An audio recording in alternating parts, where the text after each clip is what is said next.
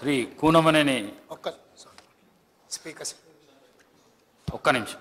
Leader of the speaker sir,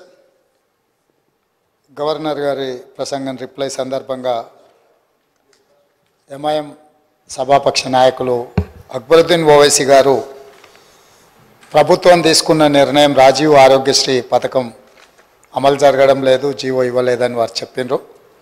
వారు సమాచార లోపం వల్ల ఏమన్నా చెప్పిండ్రేమో.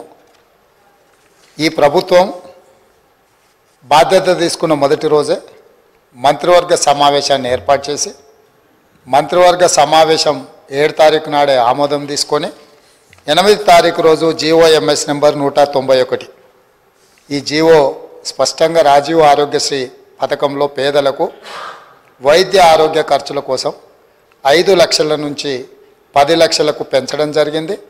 ఈ 10 లక్షల క్లెయిమ్ చేయడం అనేది ఎవరైనా బాధితులు లేకపోతే వాళ్ళు ఏం క్లెయిమ్ చేసుకుంటున్నారో వాటికి సంబంధించిన ఏవైనా ఎవరైనా రాజీవ్ ఆరోగ్యశ్రీ పథకంలో భాగంగా ఇందులో ఎంపానల్మెంట్లో ఉన్న హాస్పిటల్స్ ఎవరైనా హాస్పిటల్లో చేర్చుకోకపోయినా 10 లక్షల వరకు వాళ్లకు ఆరోగ్యశ్రీ ఈ కవరేజ్ ఇవ్వకపోయినా ప్రభుత్వం దృష్టికి తీసుకొస్తే తప్పకుండా ఆయా ఆసుపత్రుల మీద ఈ రాష్ట్ర ప్రభుత్వం కఠినమైన చర్యలు తీసుకుంటుంది.